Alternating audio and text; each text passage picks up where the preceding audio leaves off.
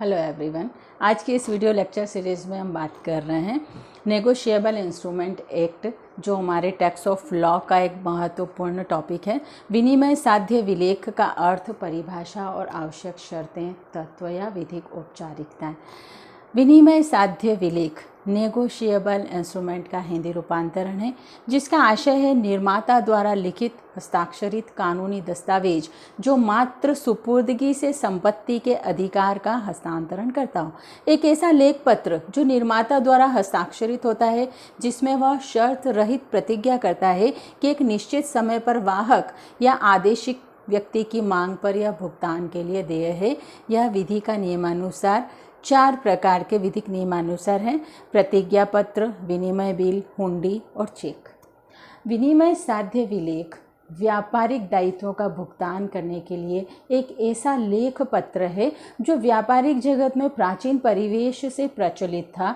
और हमारे आरंभिक काल में जब व्यापारिक दायित्वों का भुगतान करना होता था तो आहर्ता या निर्माता अपनी तरफ से एक लेख पत्र लिखते थे, जिसमें निश्चित धनराशि में धन का भुगतान करने का एक वचन होता था, एक आदेश होता था, और जो निर्धारित समय पर या मांग पर वाहक के द्वारा, धारक के द्वारा प्रस्तुत करने पर देय होता था।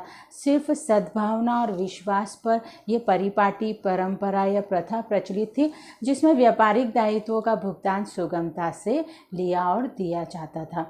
आरंभिक काल में फ्रांस में आर्थर फिलिप्स, जो विधि सचिव थे, उन्होंने 1879 में एक विधेयक प्रस्तुत किया, जिसे 1881 में मान्यता मिली और 1882 1 मार्च को यह विनिमय साध्य विलेख अधिनियम के नाम से प्रख्यात हुआ।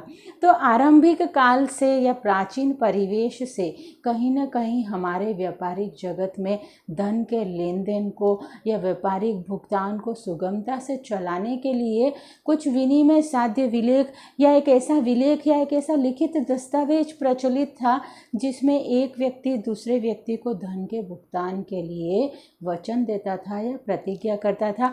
और ये 3-4 प्रकार में प्रचलित थे, जिसमें प्रारंभिक विलेखों की अगर हम बात करें तो प्रतिज्ञा पत्र, विनिमय बिल और हुंडी जो काफ़ी प्रचलन में रहे, और कुछ समय पश्चात चेक जो बैंक के माध्यम से जिस विलेख का भुगतान लिया और दिया जाता है, उसका भी प्रचलन या उल्लेख हमें इसमें मिलता है। अब अगर हम इसकी परिभाषा पर बात करें तो विनिमय साध्य विलेख अधिनियम के सेक्शन 13 में इसे परिभाषित किया कि विनिमय साध्य विलेख का अभिप्राय प्रॉमिसरी नोट, विनिमय बिल अथवा चेक से है, जो वाहक या उसके आदेशित व्यक्ति को देय है। A negotiable instrument means a promissory note, bill of exchange or check payable either to order or bearer। न्यायाधीश ब्लैकबर्न ने इसे जो परिभाषित किया, जहां कोई लेख पत्र व्यापार की रीति के अनुसार नगद की तरह मात्र सुपुर्दगी अथवा हस्तांतरणीय है, वह इस योग्य भी है उसके विषय में उसके अस्थायी या तत्कालीन धारक द्वारा मुकदमा चलाया जा सकता है, तो यह लेख पत्र विनिमय साध्य विलेख पत्र कहा जा सकता है। और इसमें निहित स्वामित्व मूल्य के लिए वास्तविक हस्तांतरित को हस्तांतरित हो जाता है, चाहे उक्त हस्तांतरण प्रत्यक्ष रूप में नहीं किया हो। अर्थात एक ऐसा विधिक, कानूनी, लिखित, हस्ताक्षरित दस्तावेज जो व्यापारिक दायित्व का भुगतान करने के लिए संपूर्ण व्यापारिक जगत में प्रचलन में रहा, जिसमें आहर्ता या निर्माता अपने द्वारा एक प्रतिज्ञा करता है, जिसमें निश्चित धनराशि शर्त रहित, बिना शर्त के साथ देने का अपना वचन लेता है और प्रतिज्ञा करता है कि मांग पर या निर्दिष्ट समय पर उसमें निर्दिष्ट राशि का भुगतान कर दिया जाएगा। और यदि ऐसा भुगतान नहीं किया जाता था तो ऋणी व्यक्ति के ऊपर दावा करने का अधिकार भी होता था। विनिमय साध्य विलेख के आवश्यक तत्व या शर्तें या कौन कौन सी विधिक औपचारिकताएं इसे वैध मान्य करार करने के लिए होनी चाहिए। फर्स्ट वन है सदैव लिखित, ऑलवेज रिटन। विनिमय साध्य विलेख तभी मान्य होगा जबकि यह लिखित स्वरूप में हो, लेखबद्ध हो। यदि वर्बली इसे किया जाए, मौखिक रूप में इसे किया जाए तो यह मान्य नहीं होता था। दूसरी कंडीशन, सदैव हस्ताक्षरित, ऑलवेज साइंड। ऐसे विनिमय साध्य विलेख पर, चाहे वह किसी भी प्रकृति का हो, किसी भी प्रकार या रूप में हो, उस पर आहर्ता के लिखने वाले व्यक्ति के हस्ताक्षर होना अपेक्षित है, जो इस बात को प्रूव करते थे कि आहर्ता ने अपने आप को वचनबद्ध किया है। थर्ड कंडीशन, निश्चित राशि का भुगतान, पेमेंट ऑफ सर्टेन अमाउंट। इस प्रकार के विलेख में, दस्तावेज में एक सर्टेन अमाउंट को पे करने का प्रॉमिस होता था, एक निश्चित धनराशि को भुगतान करने की इसमें प्रतिज्ञा होती थी। नेक्स्ट, शर्त रहित प्रतिज्ञा या आदेश, अनकंडीशनल प्रॉमिस और ऑर्डर। एक ऐसा प्रॉमिस, एक ऐसा वचन, एक ऐसा आदेश जो बिना शर्त के किया जाता था और इसमें किसी भी प्रकार की शर्त का समावेश नहीं होता था। यदि किसी भी विलेख में, किसी भी विनिमय साध्य विलेख में यदि शर्त का समावेश है तो वो मान्य नहीं होता था।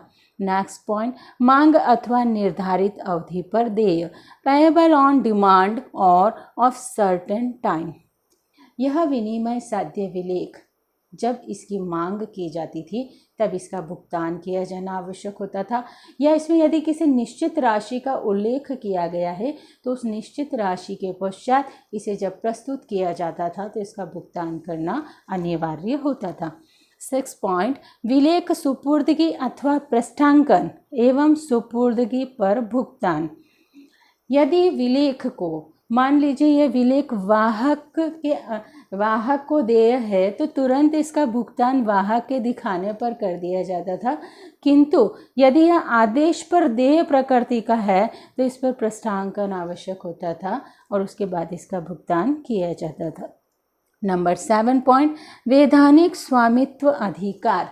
यह विलेख एक स्वामित्व का वैधानिक अधिकार प्रदान करता था, जिसे पूरी तरह विधान के द्वारा स्वामित्व रूपी अधिकार भी दिया गया था। नेक्स्ट पॉइंट, श्रेष्ठतर स्वामित्व अधिकार, बेटर टाइटल, यानी एक अच्छा सा स्वामित्व इस विलेख के धारक को प्राप्त होता था। जो स्वामित्व, चाहे उसके निर्माता को, आहर्ता को दूषित स्वामित्व प्राप्त हो, लेकिन जो वाहक होता था उसे इसका एक अच्छा स्वामित्व प्राप्त होता था। नंबर 9 पॉइंट, स्वामित्व हस्तांतरण शीघ्र, ट्रांसफरेबल, अर्थात हस्तांतरणशीलता, ट्रांसफरेबल का इसमें गुण होता था और शीघ्रतया, बिना किसी समय को व्यर्थ किए ये आसानी से, शीघ्रता से एक दूसरे को आदान प्रदान किया जा सकता था। नंबर 10, लेखक के हस्ताक्षर जरूरी, सिग्नेचर ऑफ ड्रॉअर। इस विलेख पर जिसने इसे लिखा है, जो इसका निर्माता है, जो इसका आहर्ता है, उसके हस्ताक्षर होना अति आवश्यक होता था। नंबर 11, यथाविधि धारक के अधिकार, rights of holder in due course. यथाविधि धारक अर्थात जो व्यक्ति इसे अपने पास रखता था, जिसे इसे अपने पास रखने का हक होता था, वो यथाविधि धारक के पास अपने नाम से दावा करने का भी अधिकार उपलब्ध होता था। विनिमय साध्य विलेख के भुगतान का समय, time of payment of negotiable. Generally ऐसा माना जाता था कि विनिमय साध्य विलेख को जब भी मांगा जाए, जब भी इसे प्रस्तुत किया जाए तो यह मांग पर देय होगा, इसका भुगतान किया जाएगा। अदरवाइज इसमें यदि कोई निश्चित या सर्टेन टाइम को इसमें मेंशन किया है तो सर्टेन टाइम पर भी इसे व्यय करना आवश्यक होगा।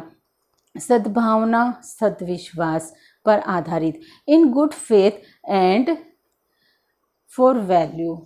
ये एक मूल्य के लिए और ऐसी सद्भावना और सद्विश्वास पर आधारित दस्तावेज है जिसमें ये विश्वास के तौर पर प्रचलित था और संपूर्ण व्यापारिक जगत में व्यापारिक दायित्वों का भुगतान महज एक विश्वास पर चलता था और इस विलेख को एक सद्विश्वास और सद्भावनाओं के आधार पर हस्तांतर किया जाता था, लिया और दिया जाता था और इसका प्रचलन रहा।